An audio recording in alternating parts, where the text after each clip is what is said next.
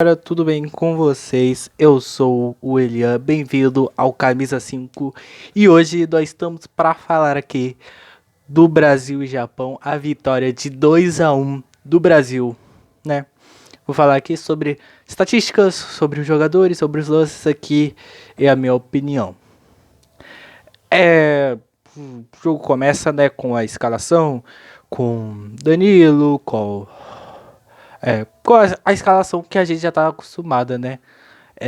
O Rafinha não pode jogar hoje também. A gente esperava que talvez ele pudesse vir, mas não, ele ainda tá lesionado, o Rafinha. E o Neymar continua no banco, né?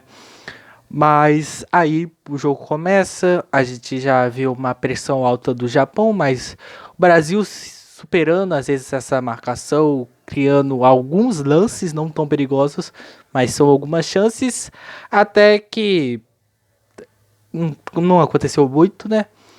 Teve a parada para hidratação e logo depois, aos 29 minutos, temos gol do Sano. Foi uma bobeira do Danilo, né? O Danilo acabou fazendo um passe errado. Eu acho que dos jogos dessa Copa do Mundo que ele entrou, esse daqui é o pior. Só que não pode acontecer isso. Teve o passe errado e acabou saindo o gol. Só que eu acho que os próprios volantes brasileiros não conseguiram alcançar. Os outros zagueiros acabam por fazer o gol. Não falo que isso falhou. Era uma bola muito difícil de catar. E acaba por o Brasil começar 1-0 e a gente ficar assim com meio medo do Japão. Aí, assim, o Brasil começa a ter um pouquinho mais de posse de bola, começa a ficar tentando cruzamento, outras coisas, fica tentando toda hora jogada e acaba o primeiro tempo com, aliás, os pontas meio sumidos, tipo, o Matheus Cunha de atacante meio sumido, o Vini Júnior um pouco sumido, o Ryan, esses jogadores em geral um pouco sumidos. Aí no intervalo temos a entrada de Hendrick e eu falo, o Hendrick foi uma boa adição, porque você vê ele tentando algum passe, tentando sempre partir para cima, que é uma coisa que eu acho que falta nesse Brasil. Ele entra no intervalo, ele era um dos únicos que estava tentando isso. Eu acho isso muito bom. E ele criou boas chances de gol. Não teve, pra ele em si, não teve nenhuma grande chance. Mas eu achei o bom jogo do Hendrick, aliás. Aí no segundo tempo a gente estava com base nesses cruzamentos. Até que isso que faltava no primeiro tempo, que era o Magalhães, partir um pouquinho para cima, ficar tentando cruzar, porque a formação é um 5-4-1 que deixa bastante espaço para os zagueiros cruzar. Acaba que o Magalhães cruza e o Casemiro faz de cabeça aos 56, 11 minutos depois do intervalo. Isso daqui já faz o Brasil voltar no jogo e o Brasil nesse momento já estava com um grande domínio. Assim, o Brasil hoje eu acho que não jogou assim o seu melhor, poderia ter jogado muito melhor. E o gol acho que acaba saindo mais num vacilo. Só que esses vacilos não podem acontecer em outros jogos. O próximo jogo vai ser contra a Noruega ou Costa do Marfim. Principalmente a Noruega, se um erro desses muito acontecer, vai ser gol de qualquer jeito. E o Brasil não pode dar esses erros contra essas seleções mais prontas, melhores, entendeu? Eu acho que tinha um pessoal meio nervoso porque tinha muito. Eu acho que a própria parte da pressão estava deixando alguns jogadores nervosos. Mas conseguimos empatar o jogo aos 56 minutos com Casemiro.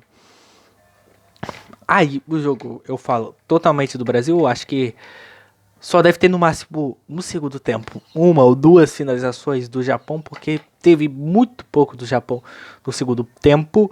E tem a entrada de jogadores como Martinelli e o Fabinho, né, que acabou no final. O Fabinho e o Danilo Santos no final, que também o Casemiro, aliás, o Casemiro e o Paquetá acabaram saindo meio que sentindo o posterior da coxa esquerda, os dois, aliás. Não se sabe se eles estão lesionados, o que vai acontecer, mas os dois acabaram meio que sentindo. Aí, o Martinelli, aliás, pré-atacante do Brasil, eu acho que ele consegue jogar por dentro. Ele não vai ser um jogador de criação, mas ele consegue jogar ali pelo meio. Pelo menos consegue defender, consegue atacar. Ele é essencial para esse jogo de domínio, porque vai ter um homem a mais para atacar. E qualquer coisa, se sair um contra-ataque, o Gabriel Martinelli é um bom jogador para para tirar o contra-ataque. Teve um contra-ataque que ele acabou na falta, né? E sim, foi um bom jogo do Martinelli. Não foi tipo o jogo perfeito, foi um jogo bom. Ele faz o gol da classificação do Brasil. E eu acho essencial ter jogadores para isso. Por exemplo, o próprio Martinelli. Às vezes para um outro jogo, um Luiz Henrique, talvez o Igor Thiago. Eu acho bom o Brasil ter reservas para situações específicas. Aí, jogo vem, jogo passa. E aos 95 minutos, aos 95, 96, o Ryan consegue recuperar uma bola. Sobra pro Bruno Guimarães. Que toca pro Martinelli. Martinelli tá livre, chuta pro gol. E aí é gol do Brasil. Aí o Brasil tá classificado. Martinelli, como eu próprio disse aqui, ele entrou bem porque ele tava bem indo, bem nesse. Um homem a mais no ataque, tava defendendo contra-ataques bem, também o Martinelli. E, aliás, deu uma raivinha do juiz, que o juiz estava demorando, deu 6 minutos de acréscimo, mas acabou mais ou menos 10 minutos de acréscimo. Sendo que ele deu 6. Não faz completo sentido o que o juiz acabou fazendo. Aí o jogo acaba assim 2-1 pro Brasil. O Brasil não jogou assim, muito mal, não. Mas eu acho que faltou um pouco do Brasil pra acabar, tipo, finalizando melhor a jogada, ter uma jogada individual ou até mesmo um passe melhor. Mas hoje, pelo menos a gente ganhou. E é perigoso a gente às vezes jogar esse futebol, tipo, nem tanto bom, mas não é ruim, entendeu? Principalmente contra seleções como a Noruega ou a Costa do Marfim, que serão algum dos dois os adversários. Eu prefiro muito mais a Costa do Marfim, porque a Noruega vai impor um jogo muito físico. Tanto no ataque, tanto na defesa. E no meio campo mesmo, porque todos os jogadores têm um físico altíssimo. Até o Odegaard, que é um jogador muito técnico, é um jogador que tem 1,83, 1,85, se eu não me engano. É muito alto. Aí acaba por isso. Tem que melhorar um pouquinho. Sem erros. É difícil ficar sem errar, mas é um jogo que não pode ter erros. O próximo. Falando de estatísticas agora, você vê, por exemplo, aqui que eu falo, por exemplo, não foi um jogo muito ruim do Brasil. Porque, por exemplo, a gente teve 69% da posse de bola e o Japão apenas 31%. Pra você ter uma noção. O SG, que é o gols esperados, o Brasil teve 1,72 gols esperados. Isso daí é um número bem ok, né? Porque era uma defesa muito fechada. Aí até no próprio primeiro tempo já estava com mais gols esperados. E o Japão teve 0,23. O Brasil acho que deu poucas chances ao Japão. Só que até a própria qualidade do Japão, em poucas chances, o Japão conseguiu fazer o seu gol. Por exemplo, contra a Holanda, acho que foi mais ou menos assim. E contra a Suécia também foi assim. Só que o Brasil vacila na defesa. Muitas dessas vezes, tá? Eu acho que o Brasil vacila na defesa. Teve 4 ganhos, 19 chutes contra 5 apenas do Japão. Pra você ter uma noção, foi 2 no gol. Uma o Alisson foi lá e defendeu, e outra foi o gol. O Brasil deu poucas chances pro Japão. E hoje o Brasil tava empilhando chances, só que não era aquelas chances claras. Isso é o que meu medo do Brasil, que é a falta de objetividade às vezes. E também vacilo, assim, tipo, deixar escapar poucas chances. Mas quando a chance escapa, é uma chance muito clara, vamos assim dizer, entendeu? E o Brasil é assim desde sempre. As outras eliminações do Brasil, acho que foi justamente por isso. Por exemplo, em 2022 foi. Eu não deixou, tipo assim, muitas grandes chances. Mas a única era uma chance muito clara, entendeu? Aí você vê. Quem jogou mal? Assim, hoje. Eu acho que o Danilo jogou mal.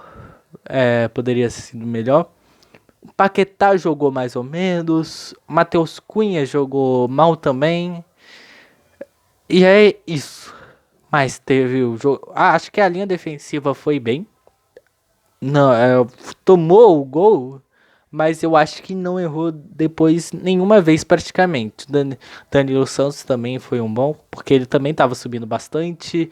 Bruno Guimarães de novo fazendo mais uma assistência, aliás, um bom jogo dele. Casemiro fazendo gol. Tem aquele negócio que chegou meio atrasado, não conseguiu parar o ataque japonês. O Vinícius Júnior foi o jogo dele que ele tenta driblar, mas eu acho que poucos das jogadas dele resultou assim em chances de gol. Eu acho isso do Vinícius Júnior. O Ryan, eu acho que ele marca bem. Ele faz a pressão pro segundo gol, ele joga bem novamente e falar que acho que mesmo se o Rafinha voltar, eu não sei se o Rafinha vai conseguir a titularidade. O Hendrick que entrou, já falei aqui que ele jogou muito bem. Eu acho que era um dos jogadores que mais estava partindo para cima pelo lado do Brasil. O Martinelli faz o gol. Muito importante o Martinelli hoje. O Fabinho entra no jogo dele, faz o básico, consegue jogar bem. Danilo Santos praticamente nem jogou, né? Então, basicamente é isso. O próximo jogo vai ser ou contra a Noruega ou contra a Costa do Marfim, que vai ser amanhã, 2 horas. Eu não vou poder ver, infelizmente, mas a gente fica atento nesse jogo como que as duas seleções vão se portar e para já analisarmos o que vamos poder fazer contra essas duas seleções, seja quem vai passar. Eu acho que vai ser um jogo difícil. Eu acho que nessa Copa do Mundo assim, não tem jogo fácil. Pra nenhuma seleção vai ter, tipo assim, um jogo muito fácil. Talvez a gente já vai ver uma seleção grande eliminada aí nesses primeiros 16 avos. Até pra uma seleção pequena. A gente já teve na fase de grupos, que foi o Uruguai. E talvez vamos ter mais alguma. Espero que vocês gostaram do vídeo aí, galera. Já vão deixando seu like, se inscrevendo no canal aí pra apoiar, pra eu fazer mais vídeos, pra conseguir engrenar os conteúdos aqui nesse canal. E ativa o sininho pra não perder nenhum vídeo, porque eu já vou estar falando sobre essa rodada de 16 alvos e também e também vou falar do próximo jogo do Brasil. Tá, galera? Eu agradeço aí. Valeu!